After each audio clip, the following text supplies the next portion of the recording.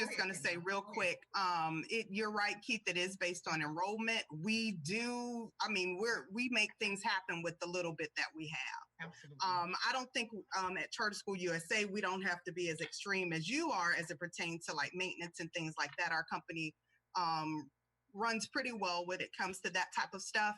But when you're talking about like educational resources, I mean, we're looking for what we know works. So we're not going to get a whole bunch of items in there just for the sake of doing it. We're really researching the resources and we're going to use our money wisely.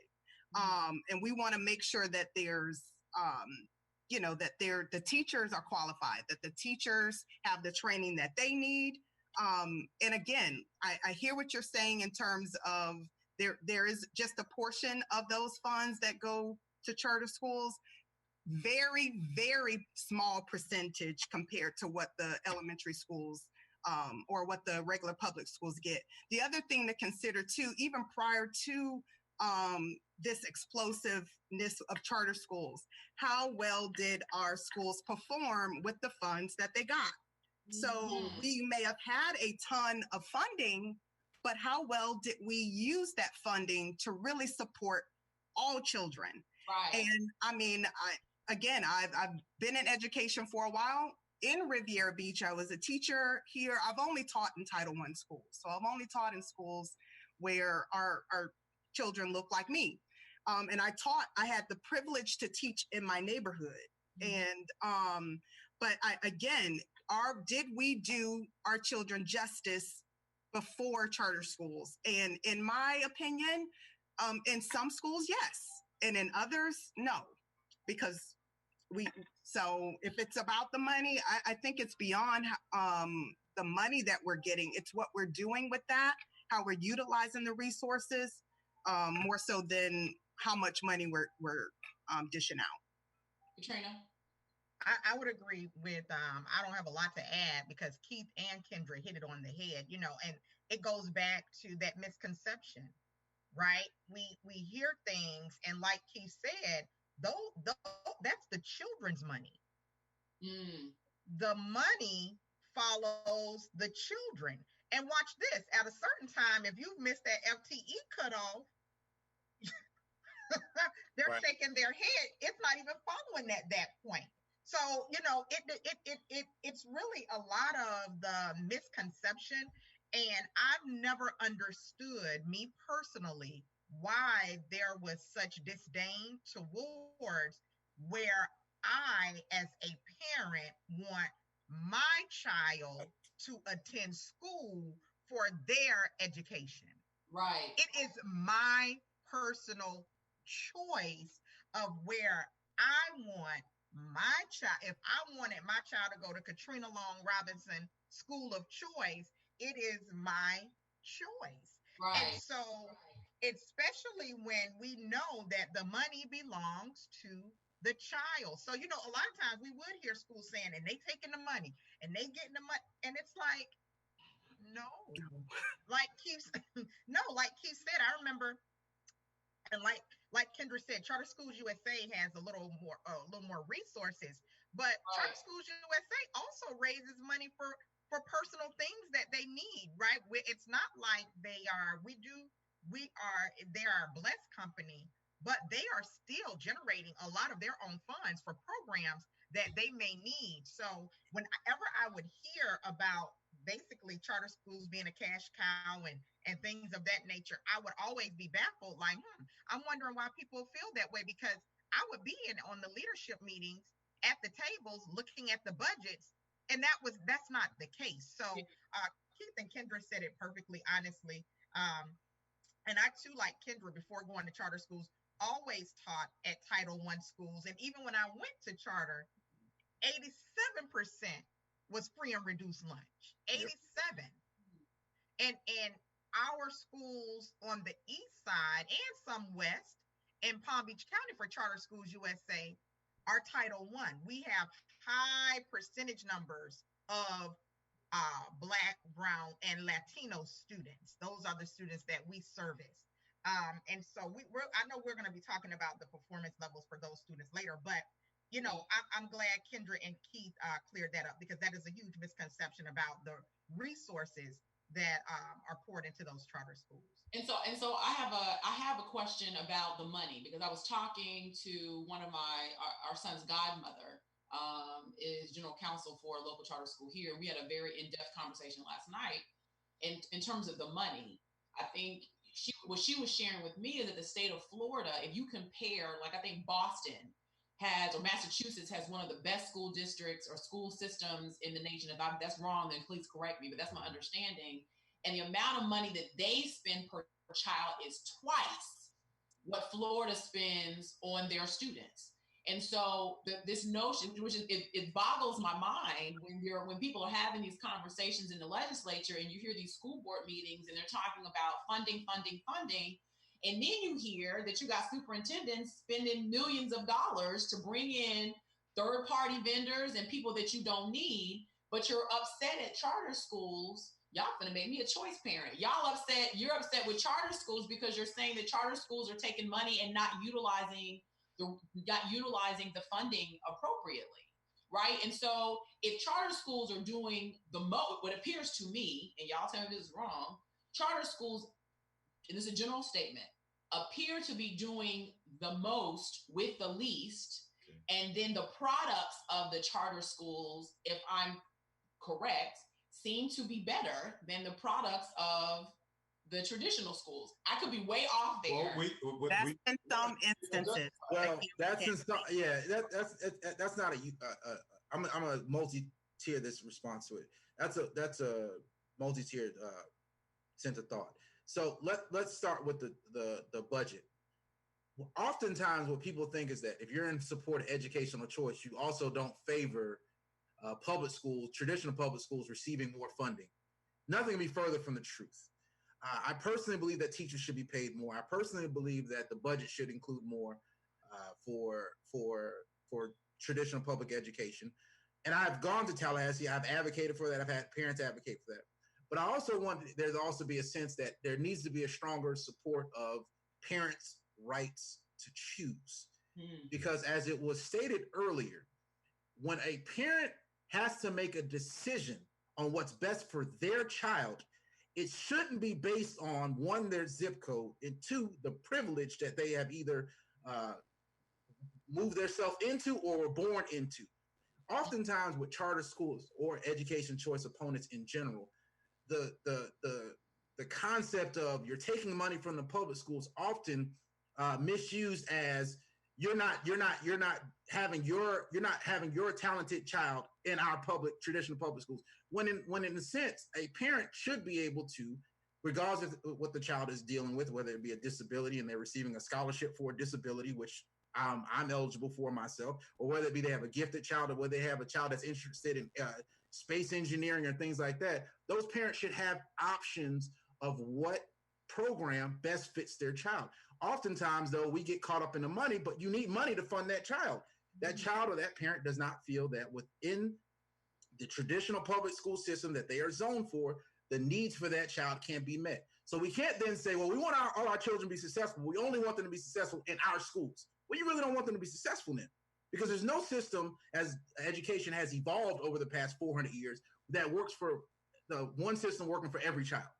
And so when you start talking about money, whatever program that child decides that they want to choose, there has to be funding behind it. So yes, I am in favor of increasing funding for overall spending for public education, but I'm also in favor of expanding education choice options for parents who need options that are in the best interest of their child, regardless if it's in the best interest of the district. So there's this notion, and I was confused about this. Maybe it's just my misunderstanding. Charter schools are public schools. It's a form of choice. Yes, that is correct. And so what is the difference between, and this is just for my own personal information, the difference between voucher and charter? Voucher, you're taking funds. Are people conflating those two terms, voucher and charter? I'll speak on vouchers. I have the charter background too, but these two young ladies, they're still in the struggle, so they can hit that. I can speak for vouchers. When you start talking about scholarship programs for low-income students, which is a large part of my work right now. You know, you have corporate tax donations from large corporations who give dollar for dollar tax donations to a program that provides scholarships for low income families. So that's pretty much what you're dealing with. And there's also about voucher programs that come out of the state budget. You have the McKay scholarships that come out of the state budget, and a lot of people don't talk about McKay, but McKay is a form of choice for a parent with a child with disability. I have a child with autism, so that is something that's near and dear to my heart. You also have the Gardner Scholarship, which is another program coming out of the state budget, and the Family Empowerment Scholarship as well. So when you start talking about voucher program, we're talking about funding for students to attend a private school, either or have transportation. Either they are a low income family, which we've seen that the average income is around $28,000 for the students that receive income based scholarship, or they have a unique ability that the traditional public education system, despite what some people may describe, is not the best fit for their child. I have experienced that myself. And then the scholarship helps that parent pay for that child to go to a school of their choice. Okay. That clears and I was going to say, you have certain schools, like Keith said, that the voucher will help pay the tuition and scholarship monies. But Keith, I like that you brought that up about the McKay scholarship, because a lot of times that's a conversation for a whole nother day, because, you know, we don't like to label our kids, but that's a conversation for a whole nother day. But with that, even that McKay scholarship, it pays for field trips and things of that nature. You know, for those low income families. So that's a conversation for another time.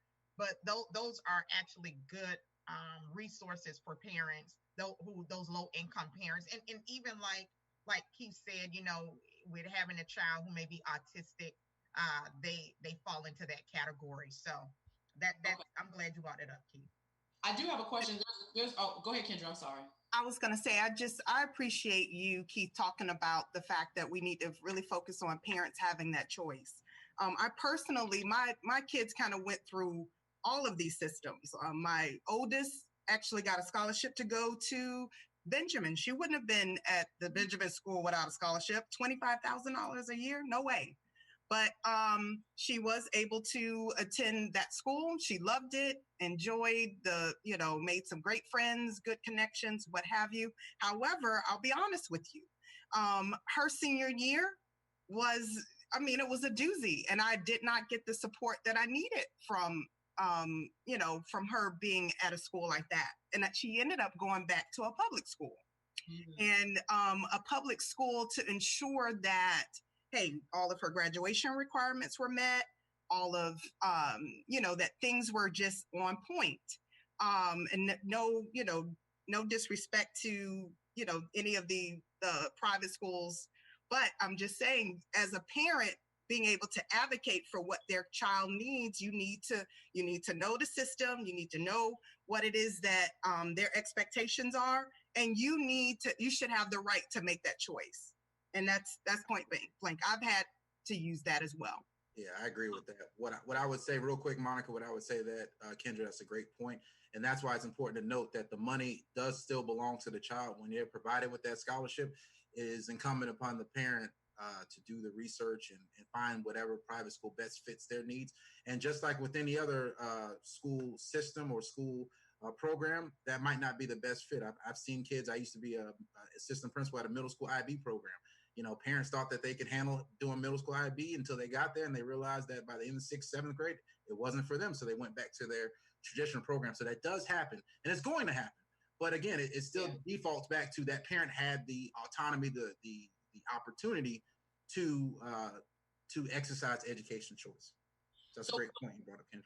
So we have about 5 minutes left before the end of the show, and I wanted to pose. So we've talked about, you got given a lot of great information, and I hope y'all can join us at 12:30 so we can dig a little deeper. But I wanted to leave those viewers who are watching just the Sole Purpose Show. We've talked a lot about charter, traditional schools.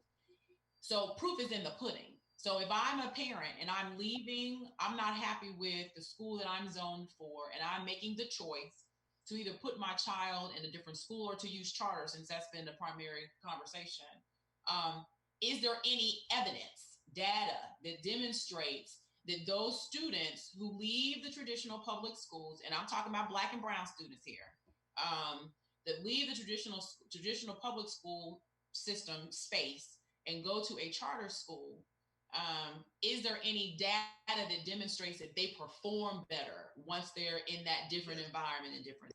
Okay, so I like to use fact sheets and data. I rarely offer my opinion on these things, even though I like getting to a lot of opinionated people, but I offer facts. In 2018, 2019, when the Florida Department of Education released school grades, 74% of charter schools received an A or a B, compared to 61% of non-charter schools.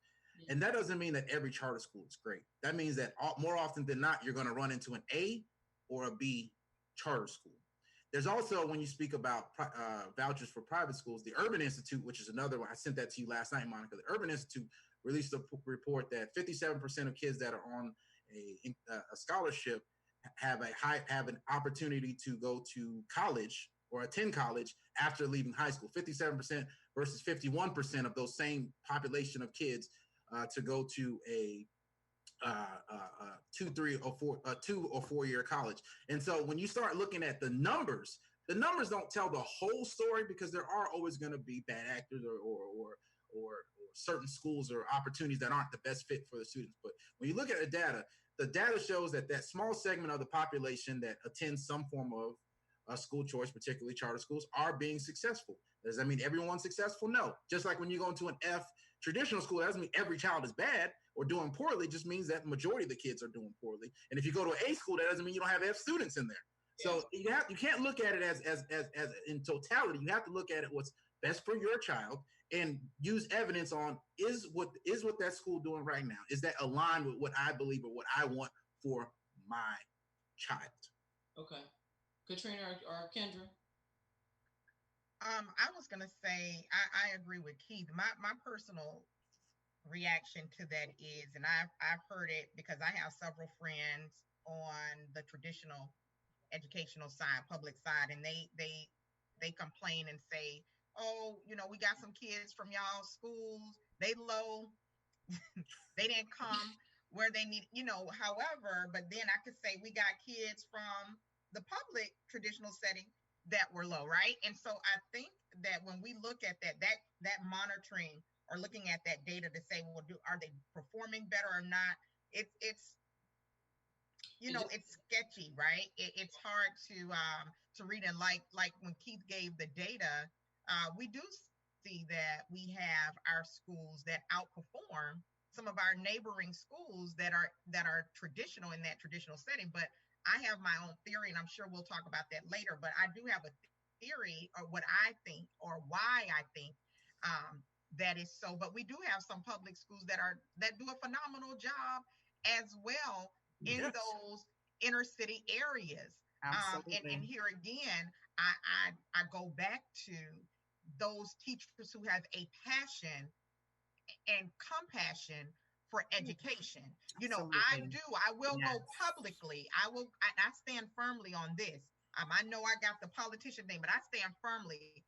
I do not like when an attorney, or I'll just use an attorney. I'm not saying this what it is, but an attorney, they fail at being a lawyer, but then they want to come and teach for stability.